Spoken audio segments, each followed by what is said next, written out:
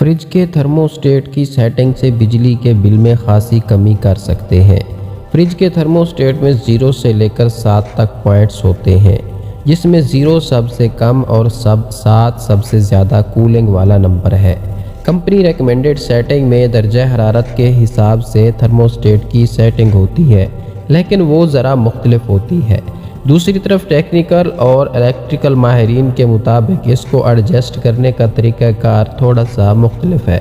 माहिरीन के मुताबिक अगर बाहर का टेम्परेचर 10 सेंटीग्रेड है तो इसको 1 पर रखें, अगर 20 है तो इसको 2 पर रखें, और अगर बाहर का दर्जा हरारत 30 है या 40 है तो 3 से 4 पर कर लें, और अगर बाहर का दर्जा हरारत 40 से 50 सेंटीग्रेड है तो आप इसको 4 से 5 तक कर सकते हैं।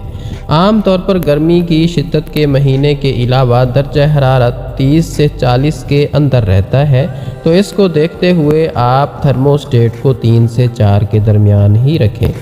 इस सेटिंग से कंप्रेसर पर ज़्यादा लोड भी नहीं पड़ेगा और ना ही बिजली ज़्यादा कंज्यूम होगी, जिसकी वजह से बिजली का बिल कम आएगा। एक और बात, फ्रिज का दरवाज़ा बार बार खोलने से नहीं बल्कि कुछ देर के लिए खुला छोड़ने की वजह से कंप्रेसर दोबारा कूलिंग के लिए वर्क करना शुरू करता है, जिसकी वजह से बिजली ज़्यादा इस्तेमाल होती है।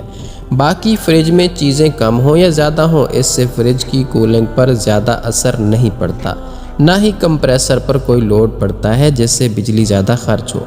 अगर ये सारी चीज़ें आप कर लेते हैं तो आपके रेफ्रिजरेटर का कंप्रेसर इंतहाई कम इस्तेमाल होगा और इससे आपके बिजली के बिल में भी बचत भी होगी।